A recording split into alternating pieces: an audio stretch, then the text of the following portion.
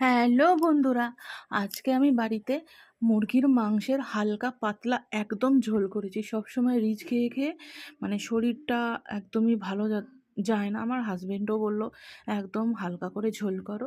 তো আমি আজকে একটু অন্যরকমভাবেই চিকেনটা রান্না করেছিলাম। আমার ঠাম্মা এভাবে চিকেন রান্না করতো।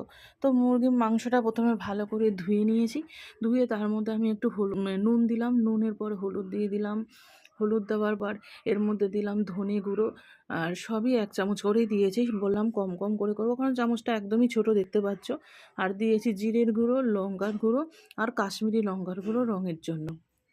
তারপরে অল্প একটু পেঁয়াজ কুচি দিয়ে দিলাম।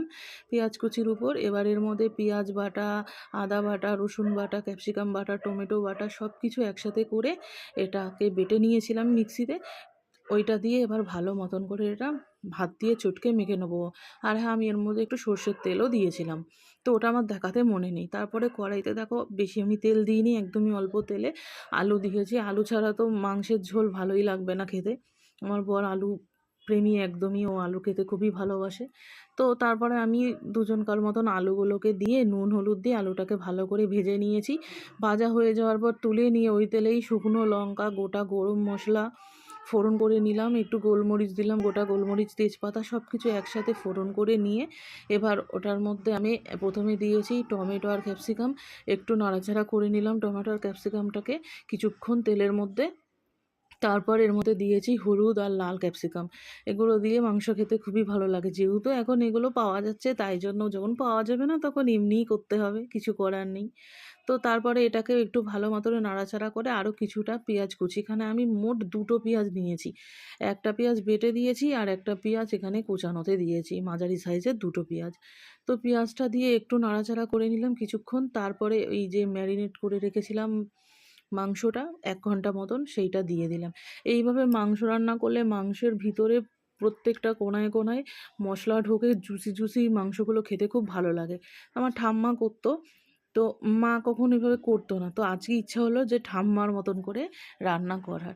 তো মাংসটা দিয়ে এবার ভালো মতন করে এটাকে কষাতে হবে। মাংস কষানোর উপরই তার টেস্ট নির্ভর করে। তারপরে ঢাকনা দিয়েছিলাম, তো ঢাকনা তুলে দেখলাম যে একটু জল বেরিয়েছে, যেহেতু পেঁয়াজের রস ফস ছিল সেই জন্য। তো জল বেরিয়েছে বলে একটু নাড়াচাড়া করে নিলাম কিছুক্ষণ। নাড়াচাড়া করে আবারও আমি ঢাকনা দিয়ে ফুটতে দিয়েছিলাম, প্রায় ধিমে আছে 15 থেকে 20 মিনিট। তো প্রথমে 20 মিনিট করেছিলাম, করার পরে এরকম হয়েছে। তারপরে আবারও ঢাকনা দিয়ে দিয়েছিলাম। তো ঢাকনা তুলে দেখলাম এবার একদমই মাংস থেকে একদম তেল ছাড়তে শুরু করে দিয়েছে। অলরেডি মাংসটা কষানো হয়ে গেছে, আমি দেখে বুঝতেই পেরে গেছি মাংসটা কষে গেছে। তারপরে একটু নাড়াচাড়া করে এর মধ্যে এবার ভেজে রাখা আলুগুলো দিয়ে দেবো, কারণ আলুগুলো এখনকার আলু তো একটু সিদ্ধ হতে সময় লাগবে সেই জন্য। তো সেই জন্য ভেজে রাখা আলুগুলো এবার একটা একটা করে আমি এই মাংসের মধ্যে দিয়ে দেবো। একটু নাড়াচাড়া করে নিচ্ছি প্রথমেই ভালো করে। তারপরে আলুটা দিয়ে আবারও ভালো মতন করে নাড়াচাড়া করে নেবো, আলুর ভিতরে যাতে মশলাটা খুব ভালোভাবে ঢোকে সেই জন্য। তো যেহেতু তোমাদের বললাম আজকের মাংসটা আমি ঝোল করব, একদম হালকা পাতলা ঝোল করব, তাই জন্য আজকে জলের পরিমাণটাও কিন্তু অনেকটাই বেশি দিতে হবে। তো আলুটার মধ্যে মশলাগুলো যাতে ঢুকে যায় সেইভাবে কিছুক্ষণ নাড়াচাড়া করে নিয়ে এবার আমি এর মধ্যে জল দিয়েছি। আমি কিন্তু গরম জল অ্যাড করিনি, ঠান্ডা জলই দিয়েছিলাম। এতটা পরিমাণ জল দিয়েছি, জলের মধ্যে এবার ভালো করে নাড়াচাড়া করে সমস্ত মাংস আর আলুগুলোকে ডুবিয়ে দিয়েছি, কারণ মাংস এবং আলু একসাথেই সিদ্ধ হবে। তারপর এর মধ্যে দিয়েছি অনেকটা পরিমাণ ধনেপাতা কুচি। আমার মুরগির মাংসে ধনেপাতা খুবই ভালো লাগে, কিন্তু খাসির মাংসে নয়, এই মুরগির মাংসের জন্যই একদমই খুব ভালো লাগে।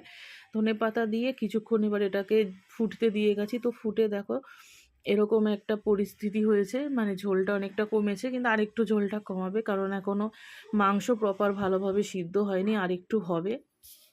তারপরে আবারও আমি কিছুক্ষণ পরে এসে দেখলাম মাংস এবার একদমই ভালো মতন সিদ্ধ হয়ে গেছে, আলুগুলোও সিদ্ধ হয়ে গেছে। একটু নাড়াচাড়া করে নিচ্ছি, নাড়াচাড়া করে এর মধ্যে এবার আমি দিয়ে দেবো গরম মশলা গুঁড়ো। মাংসতে তো গরম মশলা গুঁড়ো দিতেই হবে।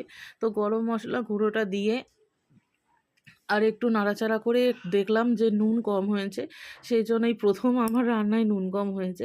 তারপর আমি আবার একটু পর্যাপ্ত পরিমাণ নুন দিয়েছি। নুন দিয়ে আবার একটু নাড়াচাড়া করে দিলেই আমার কিন্তু আজকের হালকা পাতলা মুরগির ঝোল একদম রেডি। এটা দিয়ে ভাত দিয়ে খেতে দারুণ লাগবে। তো আমরা দুপুরে এটা ভাত দিয়েই খাওয়াবে এবং রাত্রে রুটি দিয়ে খাওয়াবে, সেই জন্যই ঝোলটা এতটা পরিমাণ রেখেছি। তোমরাও বাড়িতে এরকমভাবে একদম কম মশলাপাতি দিয়ে, কম তেল দিয়ে এরকম মুরগির মাংসের ঝোল করতে পারো। এটা খেতে দারুণ হয়। এটা আমার বাপের বাড়িতেও করতো, আমিও করি। হর হর মহাদেব।